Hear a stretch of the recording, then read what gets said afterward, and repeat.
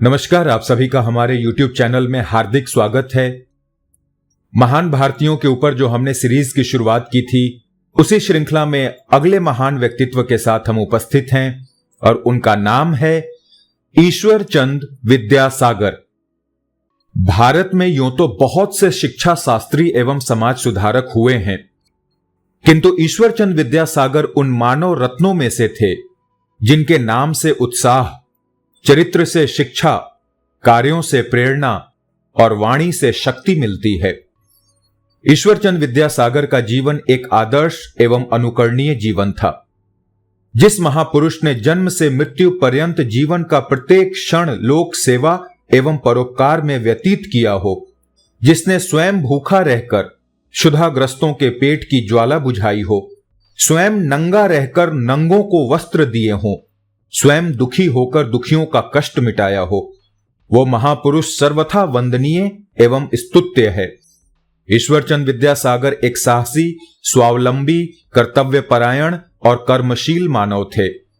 दीनहीन समाज की दुर्व्यवस्था देखकर उनका हृदय द्रवित हो जाता था और वे तन मन धन से उसकी सेवा में रत हो जाते थे। इसी से आज प्रत्येक भारतीय उनका नाम श्रद्धा के साथ लेता है। ईश्वरचंद विद्यासागर का जन्म सन 1820 ईस्वी में बंगाल में मेदिनीपुर जिले के अंतर्गत वीर सिंह नामक ग्राम में हुआ था।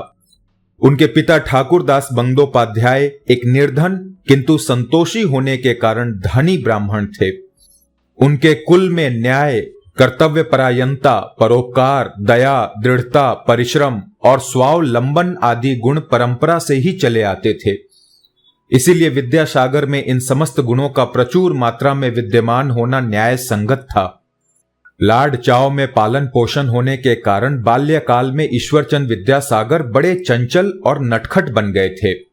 5 वर्ष की अवस्था में इन्हें ग्रामीण पाठशाला में बिठाया। इनकी बुद्धि बड़ी प्रखर और स्मरण शक्ति तीव्र थी। अपनी योग्यता और बुद्धि बल से इन्होंने 3 वर्ष में ही पाठशाला की पढ़ाई समाप्त कर दी। इसके पश्चात इनके पिता, जो कलकत्ता में 8 रुपए मासिक पे नौकर थे, इन्हें अपने साथ कलकत्ता ले गए और वहां एक पाठशाला में पढ़ने बैठा दिया। 3 मास में ही उस पाठशाला की पढ़ाई भी समाप्त कर दी। तत्पश्चात 1826 के जून मास में 6 वर्ष की आयु में इन्हें संस्कृत कॉलेज में भर्ती कराया गया। वहां वे व्याकरण की 3री श्रेणी में पढ़ने लगे। अपने परिश्रम और बुद्धि बल से इन्होंने प्रथम वार्षिक परीक्षा में 5 रुपए की छात्रवृत्ति प्राप्त की। वे सदैव इसके लिए प्रयत्नशील रहते थे कि कोई विद्यार्थी उनसे आगे न बढ़ जाए। वे सदा अपनी प्रतिष्ठा और स्वतंत्रता एक सी बनाए रखने के लिए जी जान से चेष्टा करते थे। ईश्वरचंद का परिवार बहुत बड़ा था और पिता निर्धन थे। कभी कभी तो समस्त परिवार को उपवास करना पड़ता था। इस पर भी जब कभी विद्यालय से छात्रवृत्ति मिलती, तब उससे वे निर्धन भाइयों की सहायता करते थे। कोई सहपाठी बीमार होता तो वे तुरंत उसकी दवा का प्रबंध कर देते। स्वयं मोटे झोटे कपड़े पहनकर निर्धन साथियों को अच्छे अच्छे वस्त्र खरीद कर देते थे। इस प्रकार परोपकार एवं स्वार्थ त्याग का महान गुण उनमें बचपन से ही विकसित होने लगा। 11 वर्ष की अवस्था में ईश्वरचंद ने व्याकरण की शिक्षा समाप्त करके साहित्य श्रेणी में प्रवेश किया। साहित्य की वार्षिक परीक्षा में सर्वप्रथम उत्तीर्ण होकर आपने छात्रवृत्ति प्राप्त की।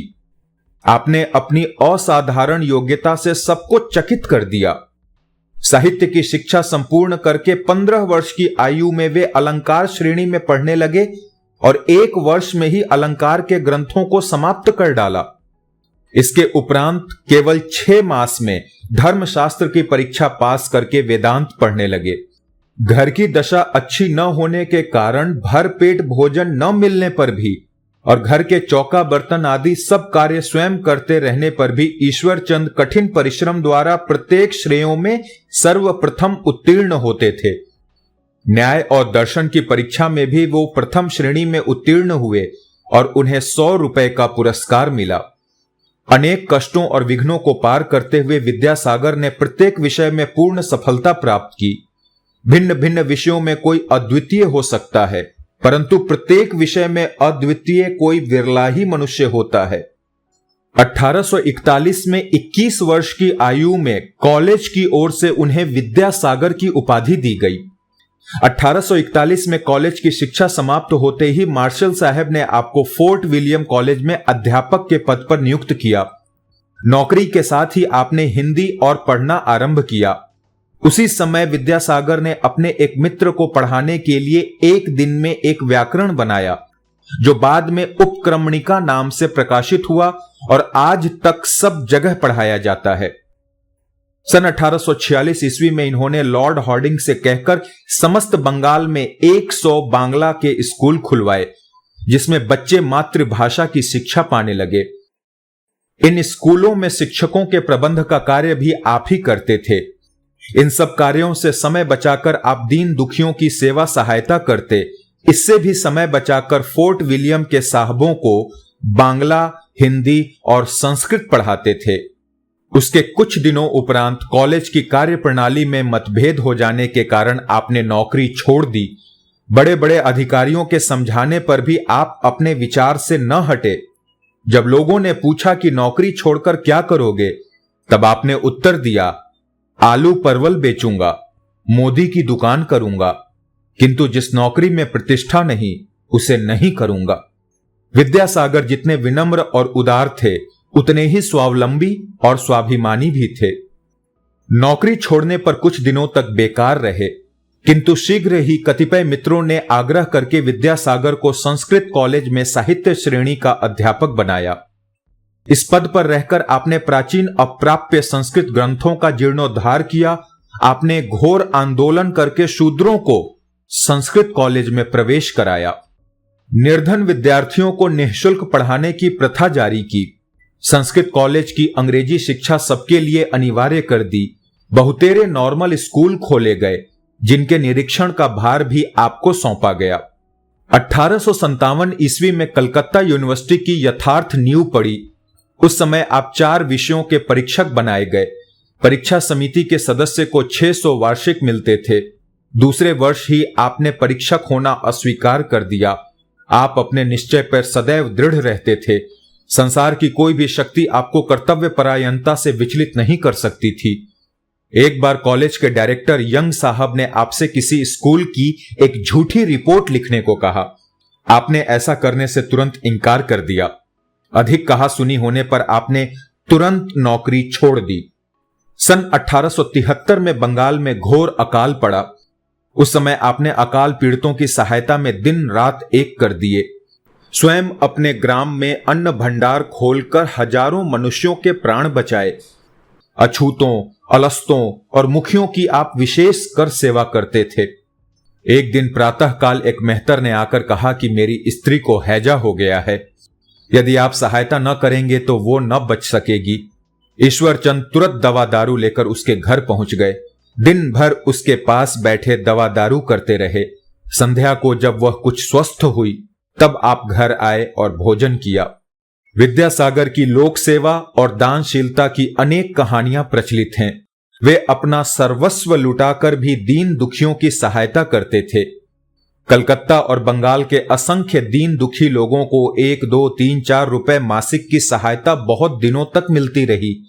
किसी का दुख सुनते ही उनके सरल उदार हृदय में दया का सागर उमड़ पड़ता था। मनुष्य मात्र के लिए उनकी दया का द्वार खुला रहता था। विद्यासागर ने समाज सुधार के लिए भी उल्लेखनीय कार्य किए। विधवाओं की दुख भरी अवस्था देखकर उनका हृदय द्रवित हो उठा। उन्होंने बड़े बड़े पंडितों से शास्त्रार्थ करके विधवा विवाह को शास्त्रानुकूल सिद्ध किया।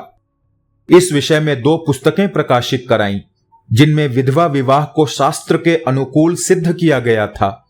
आपने अटूट प्रयत्न करके 1857 में काउंसिल में विधवा विवाह का कानून भी पास कराया। आपके सद प्रयत्नों से जगह जगह विधवा विवाह होने लगे। इसके अतिरिक्त आपने स्त्री शिक्षा पर विशेष जोर दिया और अनेक कन्या पाठशाला स्थापित कराईं। ईश्वरचंद विद्यासागर ने साहित्य की भी पर्याप्त सेवा की है। भारतेंदु की भांति आप प्रचलित बांग्ला गद्य के जन्मदाता माने जाते हैं। उनकी पहली हस्तलिखित पुस्तक वासुदेव चरित है। उनका सीता वनवास आज तक हाई स्कूलों में पढ़ाया जाता है। उन्होंने अंग्रेजी भाषा में 5 और बांग्ला में 30 पुस्तकें लिखी हैं। 1830 में उन्होंने संवाद प्रभाकर नाम से एक बांग्ला पत्र निकाला जो उस समय के सर्वश्रेष्ठ पत्रों में था। सोम प्रकाश नाम से आपने एक बांग्ला का मासिक पत्र भी निकाला था। विद्यासागर अपने अंतिम समय तक शिक्षा और विद्या का प्रचार करते रहे। सन 1888 में विद्यासागर की धर्मपत्नी बीमार हो गईं। बहुत चिकित्सा कराने पर भी उन्हें लाभ न हुआ और एक दिन आत्मीय जनों की सेवा और आदर का निरादर करके वे सदैव के लिए विदा हो गईं। विद्यासागर पत्नी के वियोग से अति व्याकुल हुए। उसी दिन से उन्हें भी रोग ने आ घेरा।